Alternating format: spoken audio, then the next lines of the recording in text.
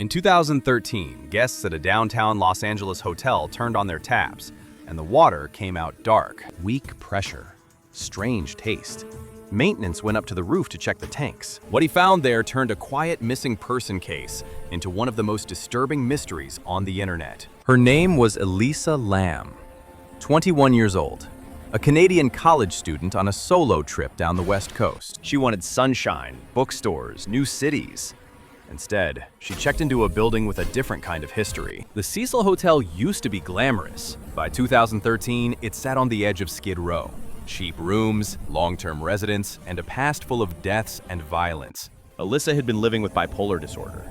Her family worried, but she promised to call them every day. At first, she shared a room at the hotel's hostel. Then things got strange. Guests complained about notes on their beds. Go away, go home, get out. Staff said she was wandering into restricted areas. On January 31st, she visited a local bookstore, chatting happily about books and souvenirs for her parents. By that night, she was back at the Cecil, and no one would ever see her alive again. When Elisa didn't call home, her parents panicked. They reported her missing.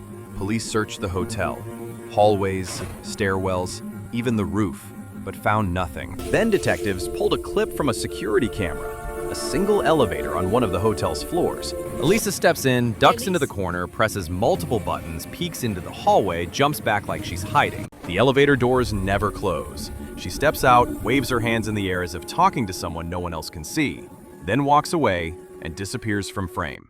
Police released the video online. It went viral. Some said she was running from a stalker.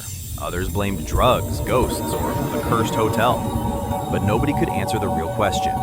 Where did she go? 19 days after she vanished, guests started complaining about the water. A worker climbed to the roof to check the tanks and saw a body inside. It was Elisa.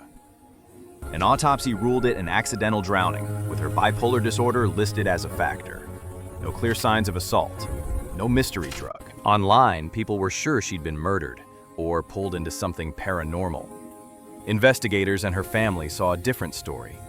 A young woman in a severe mental health crisis, lost in a building that wasn't safe for her. The Cecil closed and rebranded, but the video never went away.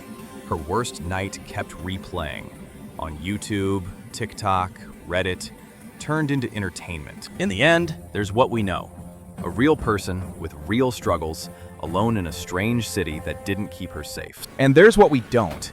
What she thought in that elevator, what she felt on that roof, and what actually happened in the minutes before the water went dark. The internet turned Elisa Lam into a mystery. But before the hotel, before the elevator, before the tank, she was just a 21-year-old on a trip, calling home so her parents wouldn't worry. Maybe the scariest part isn't the ghosts people see in the video, but how quickly we forget there was a human being behind the pixels.